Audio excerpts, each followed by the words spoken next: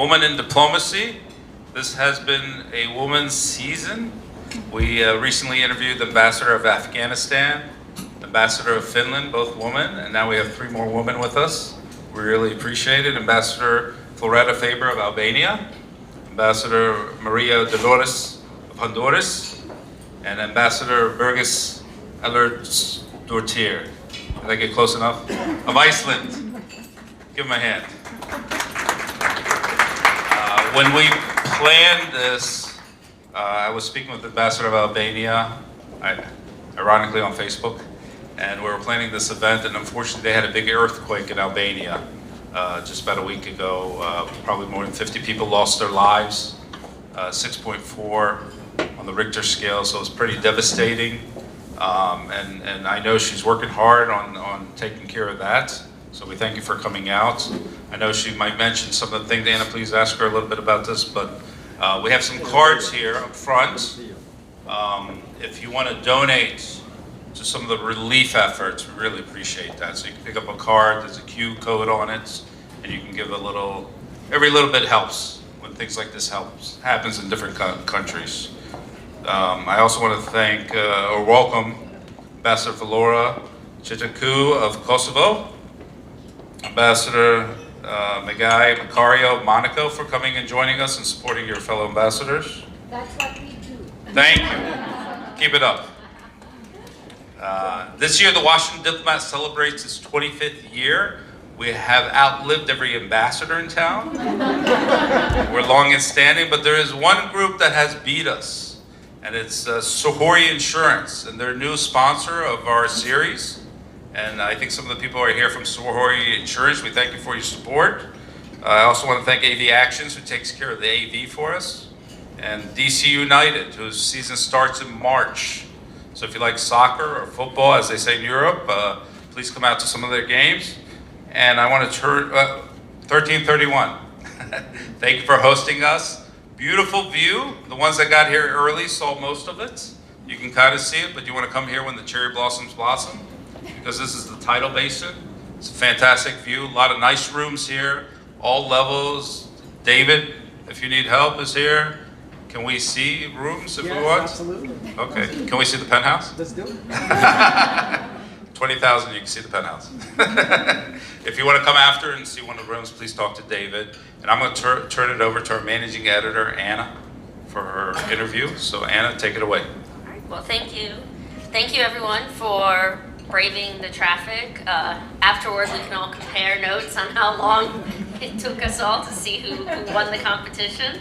But again, thank you everyone for coming. We are very fortunate to have 3 female ambassadors with us today from such a diverse range of countries: Albania, Honduras, and Iceland.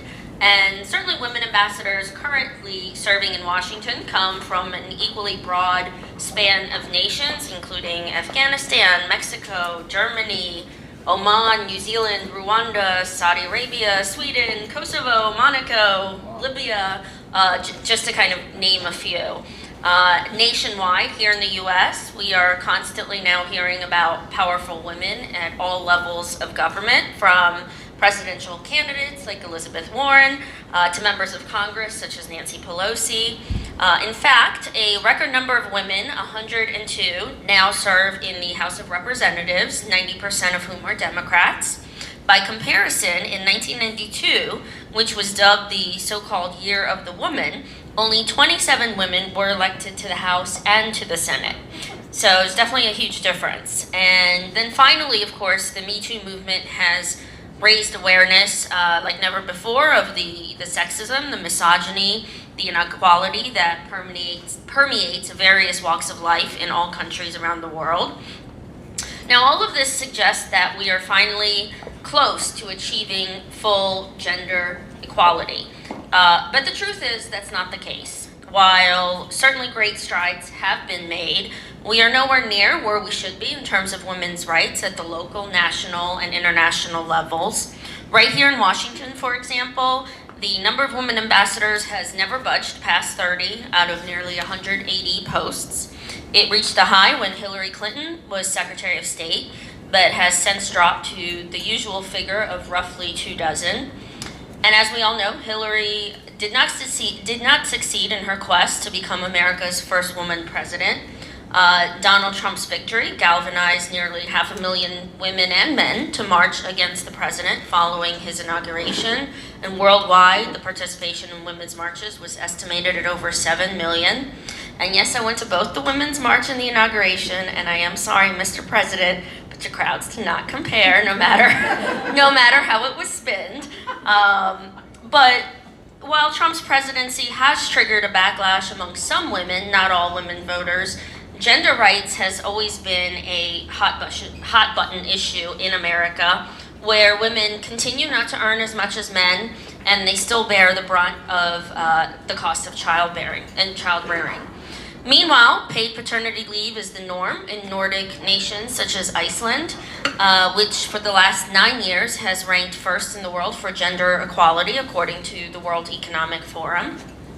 Yet even pioneering Iceland was rocked by a scandal last year when several members of parliament used sexually charged language to describe female colleagues, including a disabled activist.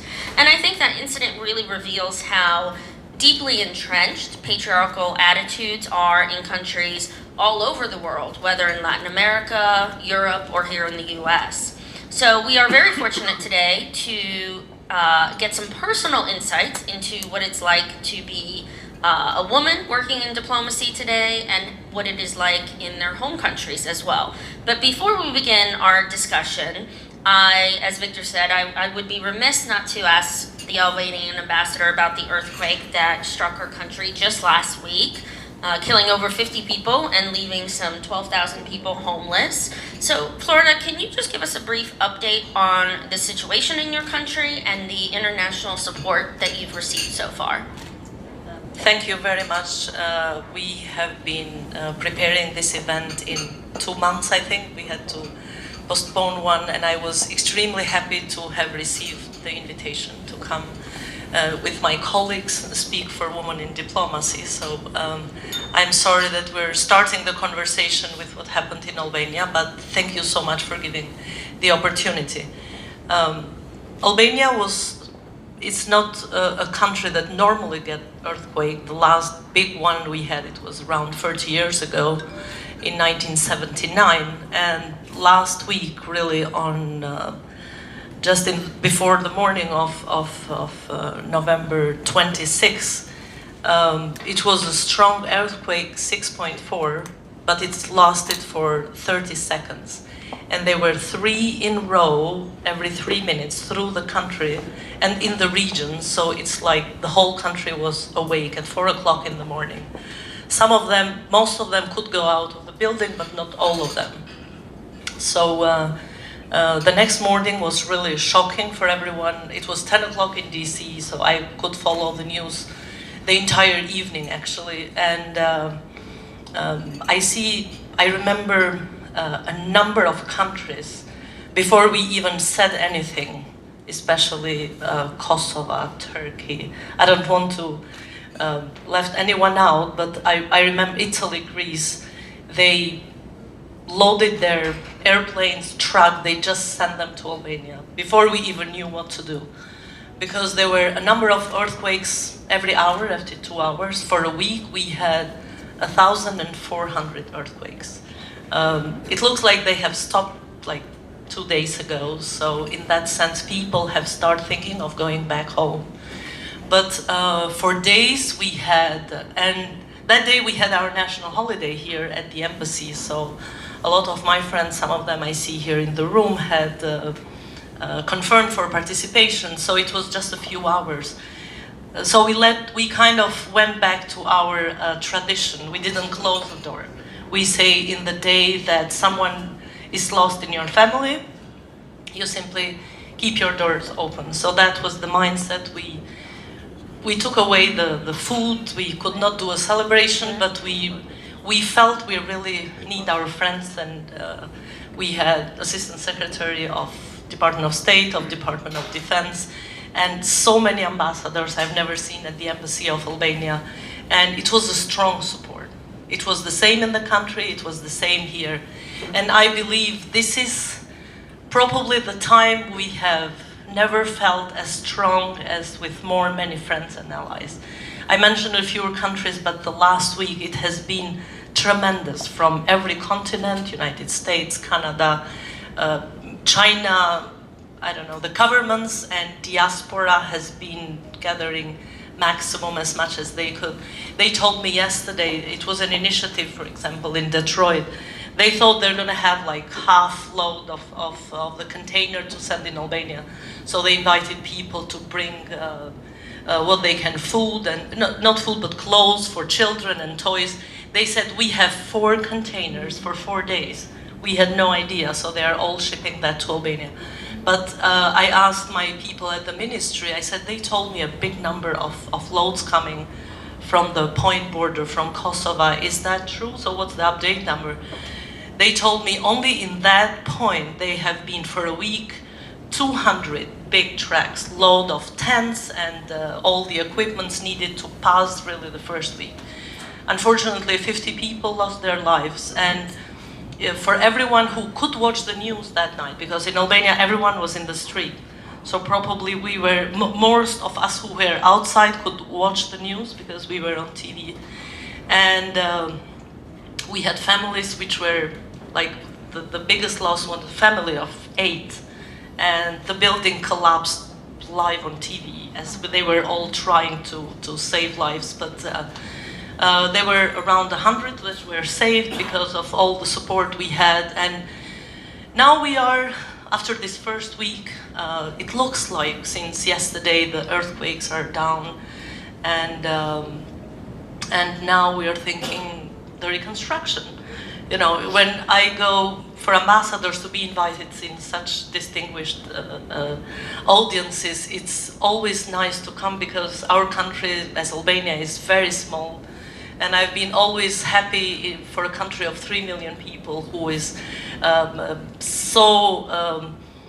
has such a power feeling for the American people. I always have so much to say about our economy, our development, our potential in tourism, in attracting investments, and events like this where we speak about empowerment of women. And I really don't feel comfortable. When I was preparing for this event was like, what message do you give if you talk about earthquake? But then you understand that natural disasters of any type can happen everywhere. And sometimes we all say, if it doesn't kill you, it makes you stronger. So the big lesson for us was extremely powerful, how much support we had from every country we have the relationships.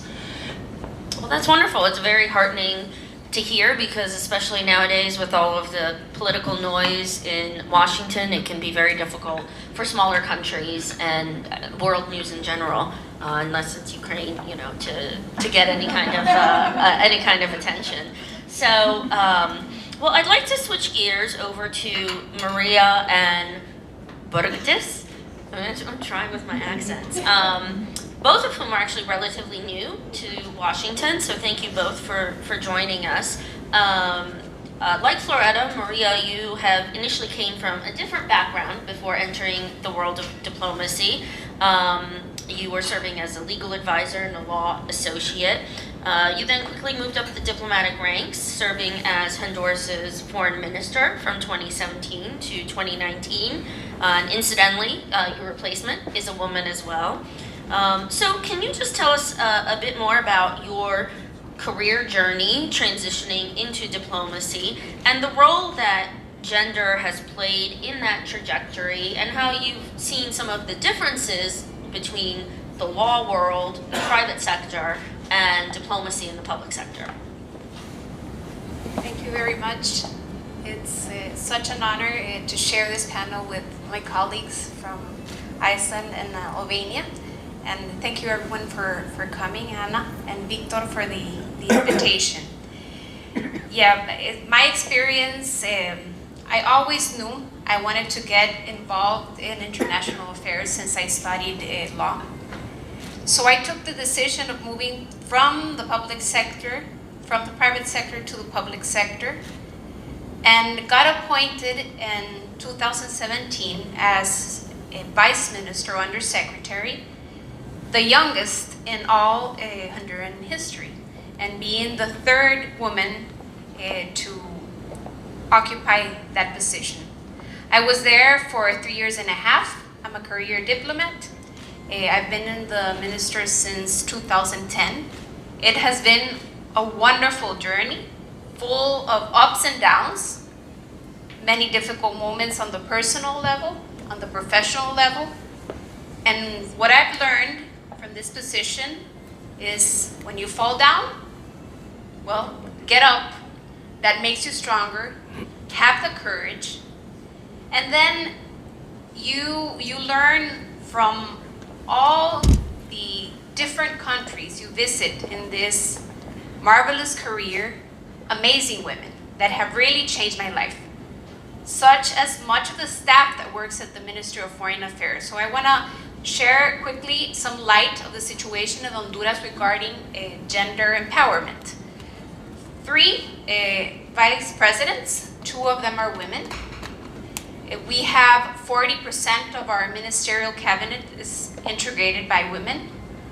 58% of the staff in the Ministry of Foreign Affairs are women. And as an anecdote, when we entered a negotiation at the UN or at bilateral level, the team, integrated by men mostly, saw the table of Honduras with 80% of women. I was always very proud of that. Not because it's women, because of the capability, of the passion. We don't take no for an answer. And really the staff in our embassy is mostly composed by women as well. This is the first time a woman occupies the position of Honduran ambassador to the United States. Our major trading partner, there are approximately 1 million Hondurans living in the United States. We have a very strong agenda in security, migration, development. So it's a really strong and important challenge. As I mentioned, the combination of being young, 37 years old, and being a woman has definitely been difficult, very difficult, but you definitely can do it. Women have the capability, and I think that's what has been changing in Honduras. I come from Central America. Everybody knows Latin America has like a stereotype of machismo. But the region has progress. We have a lot to do, but we're opening the way. And the way to opening the way is doing a great job working for the people here in Honduras and strengthening the relationship between Honduras and all the countries around the world. Well, it's again heartening. I mean, there's a lot of firsts. We just, as Victor mentioned, interviewed Afghanistan, who's the first woman. Saudi Arabia has the first woman, and of course, coming from these backgrounds of countries where women's rights is a struggle, it's certainly very important and symbolic. So, Bergdís, you entered diplomacy early on in your career, joining the Foreign Service in 1999, and you've had numerous postings since then, including as Deputy Director of the Political Department dealing with security issues, NATO, bilateral relations with the US, Canada, and Russia. You were also the chief negotiator for the Iceland-China Free Trade Agreement in 2012, but you didn't know Iceland had a free trade agreement with China. And you've served as Iceland's envoy to the UN before coming here. So can you tell us a bit, what was it like being a woman in so many top diplomatic postings, especially given that you often dealt with security and trade issues, which are areas where many people associate with men? Were there any obstacles that you encountered, or what has the experience been like throughout your career? Thank you, Anna. And first of all, I want, like my colleagues here, just to say how honored I am to be in this panel. And as you mentioned, María and I, we have not been here very long. Sadly, I'm not a former foreign minister. But as you say, I've had different jobs throughout my career. And you're absolutely right. I mean, it's kind of a chance that has led my path into both security and trade. And if I have had many meetings where there were mostly men, especially leading delegations when it comes to trade and security issues. And I feel that sometimes, and I'm not saying that human rights aren't important, but if you, for example, look at the work at the UN, you see, for example, if you go to the committees that deal with human rights issues, it's mostly women. If you go to the committees that are dealing with security issues, it's mostly men. And I think, but this is gradually changing. I mean, when I started off, it was only men. But this is gradually changing, and I think the importance of having women at the table, particularly when it comes to security issues, when it comes to negotiating peace agreements, and I think a colleague from Kosovo knows a thing or two about that. So we are just gradually kind of breaking that glass ceiling that we are better off, the societies are better off, the world is better off, peace is better off if we have women at the table. So I think, gradually we're getting there. But it's an interest. I have not really felt that it was something to my, that it was difficult for me in a way to be a woman. Maybe it's because of my background coming from Iceland, where, as a woman you're supposed to do anything, Mm-hmm. So, but definitely these are both very male-oriented issues. And diplomacy and foreign affairs has been and still is very male-dominated. With, I think I read today that 85% of ambassadors throughout the world are men. Well, I'd like to stick with you just for a moment because, as you mentioned, Iceland is world-renowned for its commitment to gender equality. Just so people know, women make up roughly half of parliament, 66% of university graduates, and over 80% of women in Iceland participate in the workforce. So these are obviously very impressive numbers that took a concerted effort to achieve over the years. So could you talk to us a bit about some of the factors such as mandatory paternity leave, corporate quotas, that have contributed to closing the gender gap in your country? I think if I were to mention just two things that are really important if you want to achieve gender equality, two, I would say, easy things to implement. And one is parental leave, as you mentioned, not just for the mothers, but also for the fathers. And secondly, affordable childcare. These are the issues that you need to implement to get on the path for gender equality. And our Prime Minister, Ellertsdóttir, is a fairly young woman, 41 years old, who has 3 sons. And she always says, if there hadn't been for these 2 issues, I would not be where I am now. And you have, I believe, 4 children? And a very good husband. Oh my goodness. I can't imagine. Switching gears, but on a related note, to varying degrees, patriarchal attitudes and traditions are still very pervasive in each of your countries as well as here.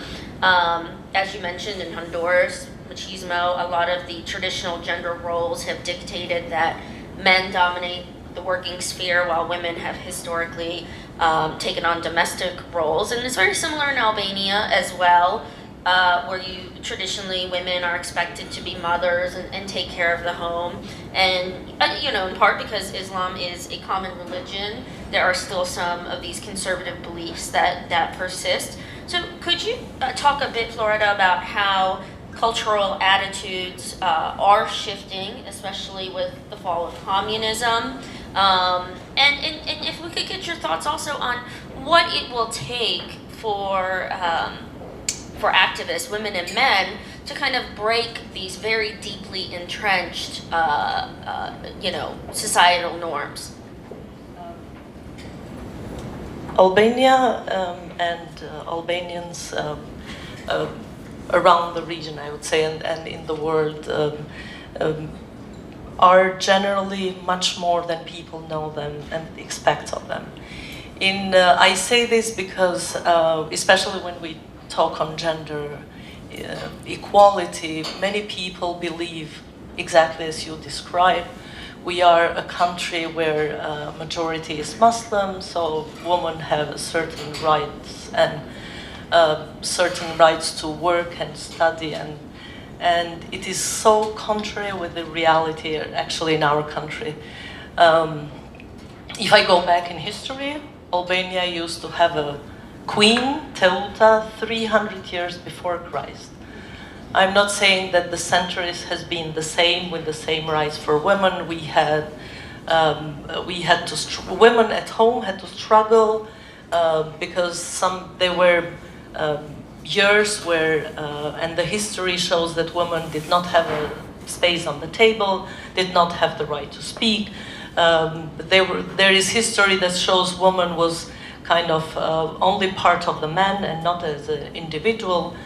But Albania has a different history in the modern life. For example, Albanians women had the right to vote in 1920, which was much earlier than a number of other European countries. During 30s, there was a law that women cannot go covered in public office and in public places. Albania was the extreme closed communist country compared with the rest of the Eastern Europe. And if we took a few things, which I am of a believer that were positive in those years, where in 1967, among of many decisions which were wrong for the country, one of the decisions was all the men and women should have the same rights. Even though it was difficult and reality for women, sometimes it was worse because in public they had to show they had the same right, but at home they still had to do everything. It played a tremendous role. Everyone who believes Albania has half of the women covered, or the women who mostly stay at home, it is completely different from what the situation is in the country. We have today, as we speak, for example, we have 8 out of 15 members of the cabinet are women. We have 28% of members of the parliament are women, 50% of women elected in office for local governments are women, and we have a big involvement of women, especially in decision making among businesses, in the government, general director. When I arrived here in Washington, all the diplomats of the Ministry of Foreign Affairs were women, and it's not a good thing to say that I was the first women ambassador. I have my colleagues. I think a lot of us were the first women ambassadors, so there is a positive trend generally, especially covering countries like United States to have women ambassador, but Albania has 28% of women abroad are ambassadors, but all the ambassadors that cover United States, UN, EU, Italy, Greece, the most important partners for us, they are all women ambassadors. So there is a big change and big shift in the society when it comes to the decision making. But when we speak on the level of women engagement, I believe there is always different levels in the society. There are places where they speak women should have a certain position in the family and in the table. There are societies when they speak about women having the right to go to school or the right to have a property. There are societies who talk about participation of women in parliament, in government, and in elected position in decision making. There are societies who talk, do the woman have the right to change sex and to become man? So this is different stages of each society talks about when they talk about rights of women, but I believe that at the end of the day, Albania is a European country, and we are physically part of Europe, even though we are a candidate country, and we hope that soon we open the negotiations. Albania, this year we had 10 years of being NATO member, and there is a number of issues that we have advanced, but I think women involvement, especially in decision making, is one of the things that we are really proud of. With the changes after 1990, as you asked, a lot of things changed in the country, and You open the door for a country that for 50 years no one could travel abroad, no one could go for tourism, no one had any rights of private property. You could not own anything. You could not even own a car. Now, the change in 1990 even absolutely was positive, but even though we ran after the changes, apparently change doesn't happen overnight.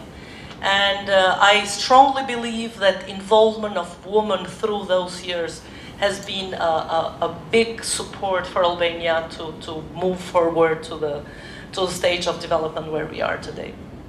Well, Maria, on a similar note, you mentioned the large representation of women in government.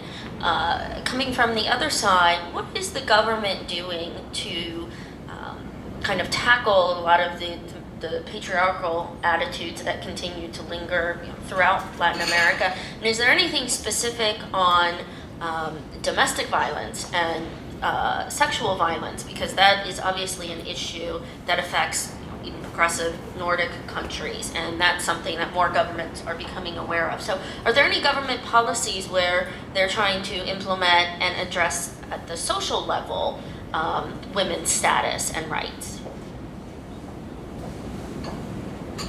It would be good to point out that the members of the cabinet that I mentioned are not only 40% of the cabinet, but in charge of finance, trade and development, human rights, migration. That example of the commitment and results has definitely been inspiring for other women to get involved in decision making, right? So it's not only about policy making, but also attitude, and a lot comes from home. In Honduras, as you mentioned, we are strongly aware of the gender violence, and some initiatives have been promoted. We are one of the 5 Latin American countries to join the Spotlight initiative to fight violence against women and girls. Our femicide is now in our criminal and code. We've integrated a commission of the government, public attorney's office, and civil society to follow up on the cases and create awareness. And some movements promoted at the multilateral level have gotten Honduras, but we have a long way ahead. It's not easy, for a woman to come out and say, I've been a victim of violence. And I think that's all, this is common in most of our countries. We have to accept that this is a reality, gender violence because of gender. And another issue is that we have a common goal, which is the Sustainable Development Agenda, goal number 5, regarding gender equality and women empowerment. And at the national level, we are promoting initiatives such as Ciudad Mujer, which is a space to give women the opportunity to have economic access, health, to interact with other women, and have those spaces that were traditionally not there. So with small initiatives, you change definitely attitudes. And in my personal experience, family makes a big difference. I was supported to make my own decisions. In the case of Honduras, and mainly I think most of the people that are here, you're expected to take decisions based on stereotypes. Probably make personal decisions first, then at the professional level. In my case, there was complete liberty for my sister and me to decide what we wanted to study, if we wanted to go abroad, if we wanted to stay. So policy making is important.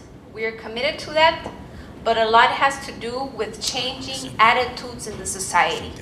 And more,